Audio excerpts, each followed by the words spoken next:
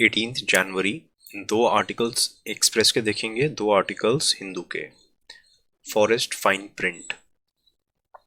State of forest report हर 2 साल बाद आती है, 1987 से आ रही है। फॉरेस्ट सर्वे ऑफ इंडिया निकालता है। जो लेटेस्ट 2021 में रिपोर्ट आई थी उसमें कहा गया कि इंडिया का total forest cover 1,500 kilometre square बढ़ा है, जो कि अच्छी बात है। और 33% फॉरेस्ट कवर 17 स्टेट्स में ऑलरेडी अचीव हो चुका है। लेकिन इशू क्या है? इशू ये है कि 1600 स्क्वायर किलोमीटर के फॉरेस्ट कवर, हमारा नेचुरल फॉरेस्ट एक्चुअली कम हुए हैं, जिनमें से 1000 स्क्वायर किलोमीटर तो नॉर्थ ईस्ट से कम हुए हैं। तो ओवरऑल बड़ा है, लेकिन नेचुरल फॉरेस्ट कम हो रहे हैं। उसका रीजन क्या है? उसका रीजन है प्लांटेशंस में इंक्रीज। प्लांटेशंस मतलब देखो, जैसे ये जो फोटो है, यहाँ पे ये फोटो दिखा रही है आपको नेचुरल फॉरेस्ट। ठीक, अब नेचुरल फॉरेस्ट को हम रिप्लेस कर रहे हैं, ये जो नेचुरल फॉरेस्ट है इनको हम रिप्लेस कर रहे हैं प्लांटेशन से। ऐसे ट्रीज को प्लांट किया जाता है रोज में। जैसे जंगल को काट के खेती बाड़ी करी जाती है, उसी तरह जंगलों को काट के फॉरेस्ट उगाए जाते हैं। अब लेकिन ये जो फॉरेस्ट होते हैं ये एक ही प्रकार के पेड़ होते हैं इनके अंदर, क्योंकि इनको कमर्शियल यूज के लिए लगाया जाता है। जैसे कि टीक की प्लांटेशंस, साल forest.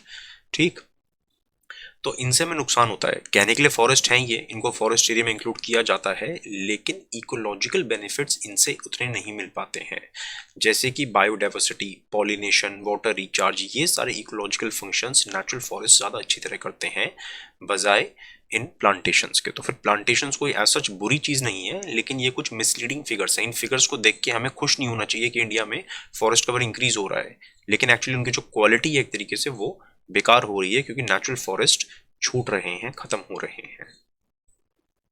The choice before Pakistan. Pakistan ने रिसेंटली अपनी नेशनल सिक्योरिटी पॉलिसी रिलीज करी, जिसमें एक्नॉलेज किया गया कि पाकिस्तान को चेंज की जरूरत है। देखो, पाकिस्तान ने हमेशा से क्या कोशिश करी है कि वो नेबरहुड में अपना दबदबा बना के रखे। उसके लिए वो टेररिस्ट ग्रुप्स को सपोर्ट करता है। टेररिज्म के थ्रू वो रीजन को डोमिनेट करने की कोशिश करता है। जब उसने टेररिस्ट्स का यूज करके अफगानिस्तान से सोवियत यूनियन जैसी बड़ी पावर को हरा दिया, तो उसको लगा बढ़िया है, हम कश्मीर में भी सेम स्ट्रैटेजी अपनाएंगे, टेररिज्म का यूज करेंगे। तो इस तरह की एम्बिशंस की वजह से ना, इन चीज़ों पे ध्यान होने की वजह से इकोनॉमिक मॉडर्नाइजेशन कभी पाकिस्तान का हो ही नहीं पाया। अभी भी क्या हो रहा है? पाकिस्तान चाइना का सपोर्ट ले रहा है, तालिबान को सपोर्ट कर रहा है। इस वजह से उसका यूएस के साथ इकोनॉमिक रिलेशंस बेकार हो रहे हैं, इंडिया के साथ फ्रिक्शन बढ़ रहा है। ठीक, तो एंड एक और एग्जांपल है इस चीज का, ये जो रिलीजियस एक्सट्रीमिज्म, रिलीजन को स्टेट पॉलिसी के साथ मिक्स करके वायलेंस को सपोर्ट करना, ठीक है ना, ये शुरू शुरू में अच्छा लगता है, पाकिस्तान को भी अच्छा लगा शुरू में, लेकिन वो चीज़ कभी ना कभी बैकफायर करती है बाद में। जैसे कि अब कुछ मिलिटेंट ग्रुप्स पाकिस्तान सरकार के खिलाफ ही हो गए हैं। इंटरनेशनली एफएटीएफ ने पाकिस्तान को ग्रे लिस्ट में रखा हुआ है। राइट, तो ये सारे पाकिस्तान के ही कर्म हैं जिसको उसको अब भुगतना पड़ रहा है। अब अगर पाकिस्तान ने फाइनली एक्नॉलेज किया कि वो चेंज चाहता है, तो उसको इंडिया और बांग्लादेश से सीखना चाहिए।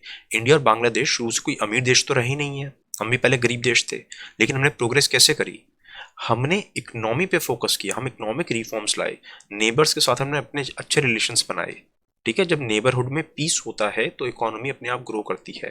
इंटरनेशनल कॉपरेशन बढ़ाया हमने, जैसे हमने यूएसए के साथ न्यूक्लियर डील करी, 123 एग्रीमेंट किया, जिसके बाद अब बहुत सारे देशों के साथ हम न्यूक्लियर डील्स कर पा रहे हैं। तो ये जस्ट एक एग्जांपल है कि हम इंटरनेशनल कॉपरेशन कर पा रहे हैं। लेकिन पाकिस्तान का हमेशा से फोकस रहा है टेररिज्म पे, इसलिए वो प्रोग्रेस नहीं कर पाया। अगर वो प्रोग्रेस करना चाहता है तो उसको इंडिया बांग्लादेश से कुछ सीखना चाहिए। हिंदू के दो आर्टिकल्स। पहला है just what the doctor ordered for the life stock farmer. 20th life stock census के हिसाब से इंडिया में 53 करोड़ लाइफ स्टॉक है, लेकिन उसमें से 96% रूरल एरियाज में है। तो वेटनरी सर्विसेज की जरूरत कहाँ पे है? रूरल एरियाज में, लेकिन वहाँ पे होते नहीं है, बहुत कम होते हैं। एंड जहाँ पे जानवरों के अस्पताल वगैरह होते हैं वो बहुत दूर दूर जगह पे होते हैं, एंड वहाँ पे क्वालिटी भी अच्छी नहीं होती है। राइट, जिसकी वजह से लाइफ स्टॉक की प्रोडक्टिविटी बहुत कम होती है। अगर आप बीमार हो तो ऑब्वियसली आप ठीक से पढ़ाई नहीं कर पाओगे। उसी तरह से अगर पशु पक्षी बीमार हैं तो वो ठीक से उनका मिल्क प्रोडक्शन वगैरह नहीं हो पाएगा, ठीक से काम नहीं कर पाएंगे, वो बहुत ऑब्वियस सी बात है। तो इसलिए अब सरकार क्या कर रही है? सरकार मोबाइल वेटनरी यूनिट्स ला रही है। बेसिकली एक वैन होगी, एक गाड़ी होगी, उस गाड़ी में एक वेटनरी डॉक्टर होगा, एक उसका हेल्पर, एक ड्राइवर। ठीक है, ये लोग जो है डोर स्टेप सर्विसेज देंगे फार्मर्स को। कोई फार्मर है, उसके पास 3-4 गाय वगैरह हैं, राइट, एंड उसको वो सीधा कॉल करेगा एंड उसके घर पे ये एम्बुलेंस टाइप में मान लो आ जाएगी जानवरों की, एंड उसको वहीं पे इलाज मिल जाएगा। तो उसको बहुत दूर जाने की जरूरत नहीं है, क्योंकि जो जानवरों के अस्पताल होते हैं वो बहुत दूर दूर जगहों पे होते हैं। तो किसान के लिए कई बार पॉसिबल नहीं होता है कि जानवरों को इतनी दूर लेके जाए, बीमार जानवर को इतनी दूर ट्रांसपोर्ट कर। खुद तो इंसान जा सकता है बस वगैरह में, ठीक है, लेकिन जानवरों को लेके जाना ऑब्वियसली पॉसिबल नहीं होती हैं सारी चीज़ें। इससे और क्या क्या फायदे हो सकते हैं, तो आर्टिकल में दिया है कि इससे एएमआर एंटी माइक्रोबियल रेजिस्टेंस को भी कम करने में हेल्प मिलेगी। कैसे? होता क्या है कि गांव के इलाकों में प्रॉपर जानवरों के इलाज तो होता नहीं है, तो अल्टीमेटली जो कम ट्रेंड हेल्थ वर्कर्स होते हैं ना, वो भी एंटीबायोटिक्स वगैरह प्रिस्क्राइब कर देते हैं। और आपने पहले पढ़ा था कि जब एंटीबायोटिक्स वगैरह बहुत ज़्यादा मात्रा में दी जाती है, गलत मात्रा में दी जाती है एनिमल्स को, इंसान को, किसी को भी, तो उससे एंटी माइक्रोबियल रेजिस्टेंस पैदा होती है। तो क्योंकि अब उनको सही से इलाज मिलेगा तो एएमआर का खतरा भी कम हो जाएगा। जब जानवरों की हेल्थ अच्छी रहेगी तो वन हेल्थ का कंसेप्ट और बेटर होगा। वन हेल्थ मतलब ह्यूमंस, एनिमल्स और एनवायरनमेंट सबकी हेल्थ आपस में डिपेंडेंट है। अगर एनिमल्स बीमार हैं तो उनकी बीमारी अल्टीमेटली एनवायरनमेंट और ह्यूमंस में आएगी, फिर ह्यूमंस बीमार होंगे, जूनोटिक डिजीज बढ़ेंगी उस चीज से, राइट। तो वन हेल्थ अप्रोच कहती है कि सबकी हेल्थ पे फोकस करना चाहिए, सिर्फ ह्यूमंस ही नहीं बल्कि एनवायरनमेंट और एनिमल्स की हेल्थ पे भी फोकस करना चाहिए। जब लाइफ स्टॉक की हेल्थ अच्छी होगी, उनकी प्रोडक्टिविटी बढ़ेगी। जब एनिमल्स की प्रोडक्टिविटी बढ़ेगी तो ऑब्वियसली फार्मर की इनकम बढ़ेगी। फार्मर की इनकम बढ़ेगी तो रूरल पॉवर्टी कम होगी, एंड इन सारी चीज़ों से वेटनेरियंस के भी जॉब अपॉर्चुनिटीज बेटर होंगी, राइट। वे फॉरवर्ड एक और चीज़ में कही जाती है कि इस सेक्टर में अभी बहुत सारे इनोवेशन की जरूरत है। फॉर एग्जाम्पल लॉकडाउन के दौरान कई फार्मर्स अपने एनिमल्स को लेकर नहीं जा पाए दूर दराज के हॉस्पिटल्स वगैरह में। तो कुछ स्टार्टअप्स ने क्या किया कि वीडियो कंसल्टेशन शुरू कर दी इस चीज़ की। जैसे इंसानों का वीडियो कंसल्टेशन के थ्रू इलाज होता है, ऐसे कुछ स्टार्टअप्स ने लाइफ स्टॉक के लिए वीडियो कंसल्टेशन शुरू कर दी कि फार्मर्स डॉक्टर से कंसल्ट कर सकते हैं, वेटरनरी डॉक्टर से, कि उनके लाइफ स्टॉक को बीमारी है, इसमें क्या करना चाहिए। तो ऐसे ये भी एक अच्छा इनोवेशन है, ऐसे और इनोवेशंस की भी जरूरत है। A mandate for the governors. देखो आर्टिकल 200 कहता है कि जब स्टेट लेजिस्लेटिव असेंबली कोई बिल पास कर देती है एंड पास होने के बाद वो बिल गवर्नर के पास जाता है, तो गवर्नर को या तो उसको एसेंट करना होता है, साइन करना होता है, या साइन करने से मना कर देता है गवर्नर, विद होल्ड एसेंट्स, या गवर्नर जो है उस बिल को प्रेसिडेंट की कंसिडरेशन के लिए रिजर्व कर देते हैं, उसको प्रेसिडेंट के पास भेज देते हैं। एंड चौथा है कि वो वापस असेंबली को भेज देते हैं कि प्लीज आप इस चीज को रिकंसिडर करो। चार ऑप्शन होते हैं।